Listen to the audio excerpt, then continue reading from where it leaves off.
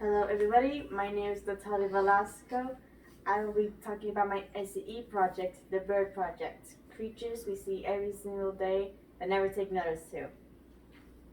Here we, here we see bird eggshells. Though all bird eggs are made of calcium carbonate, the underlying shell structure differs among species.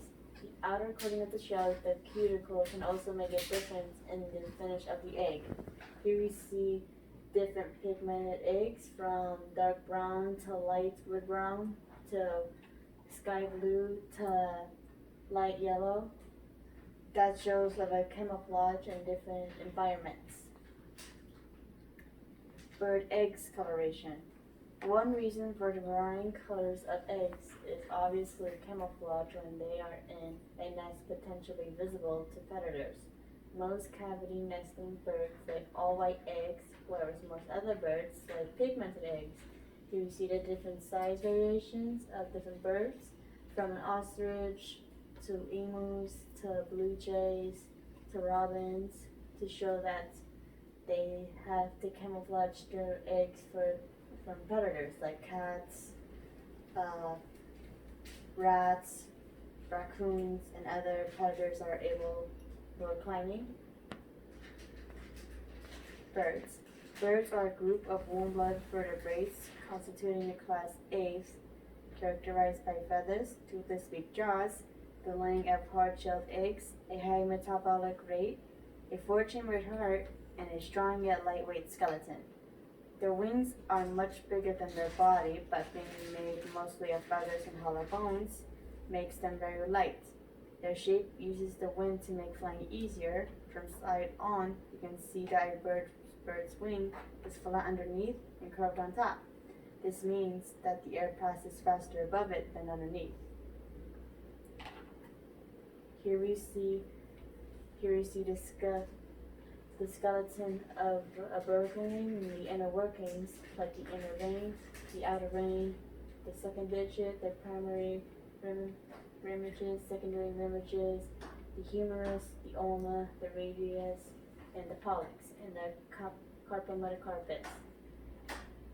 Here you see the skeleton of the wing of a bird and the different inner workings of the muscle and bone. The humerus, a corresponding bone in the wing, right here, like the forearm muscle and bone, and the pollex, the thumb, the first or preaxial digit of the forelimb. Here it is, which is the thumb we all have. The ulna, it enables the wrist joint to rotate. Here it is. And last but not least, the carpometacarpus is the fusion of the carpal and metacarpal bone. A fusion of two bones combined to make the wing move easier. Avian apex predators. What people don't know is that there are some birds that can eat other birds, which is known as cannibalism. Not in just our form, but in other animal forms. There are other birds that eat other birds for food. They are apex predators. Here we see a few images of a few apex predators like the hawk, the vulture, peregrine falcon, and an owl. There are eagles, owls, hawks, falcons, and vultures. They all have in common is size, weight, and diet, since apex predators are known to be quite bigger than regular birds, unlike the ostrich and emu. Those are just regular type birds. What they all have in common is size. Their lifestyle is different, and so are their greatest weapon, their talons. Each of these predators have a different type of talon and a different shape to grab their prey much easier. Here we see the first bird, the first apex predator bird, the Forus cassids, colloquially known as terrorbirds, or an extinct clade of large carnivorous flightless birds that were the largest species of apex predators in South America during the Cenozoic era. their conventionally accepted temporal range over from 62 to 1.8 million years ago. Here we see the size difference. Back then, there were different types of terror birds back then, ranging from different size. As you can see, they were much bigger than any of us, so they and much faster. So if they still existed, we would run like crazy. Facts on different birds. Ravens are great at mimicking human speech and sound, much like magpie. Ostriches have the largest eyes of any land animal and eggs as well. Cardinal like to cover themselves in ants, much like a mud bath for us. Owls devour their prey whole, and they regurgitate the fur and bone. Some ducks sleep with one eye open for predators. Kiwis are sometimes called honorary mammals. Most hummingbirds weigh less than a nickel, others are different sizes. In ancient Greece, pigeons delivered the results of the Olympic Games. Those were the only easiest birds, the most common back then. And swiftlets' nests are delicacy in some states.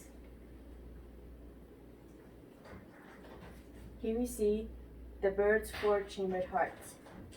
Here we see the left atrium, the ascending aorta, right atrium, left ventricle, and right ventricle. Birds have four-chambered hearts made of the right atrium, right ventricle, left atrium, and left ventricle. The divisions helped for efficient flow of oxygenated and deoxygenated blood. Birds also have specific adaptations for flight, including a larger heart relative to body weight and a faster heart rate. Much like hummingbirds, if they do not get the sugar they need to help, the hearts will literally die from a heart attack from less sugar, because their hearts beat much more faster than their actual wings. Histories on avians. The evolution of birds began in the Jurassic period, with the earliest birds derived from a clade of theropod dinosaurs called paraves. Birds are characterized as a biological class Aves. For more than a century, the small theropod dinosaur Archaeopteryx lithographica, the late Jurassic period, was considered to have been the earliest bird. Modern phylogenes place birds in the dinosaur clade Theropoda. According to current consensus, Aves and the sister group, the order Crocodilla, together are the sole living members of an unrigged reptile clade. The Archosaura, four distinct lineages of birds, survived the Cretaceous Paleogene extinction event 66 million years ago, giving rise to birds and relatives. What I think of birds. I think they're the past and the future, since their past relatives were actual dinosaurs. So technically they are living fossils. The way they live and thrive and how they adapted to their environments is utterly incredible and amazing. How different species in a different area are the same type. My favorite theory on evolvement was from Charles Darwin.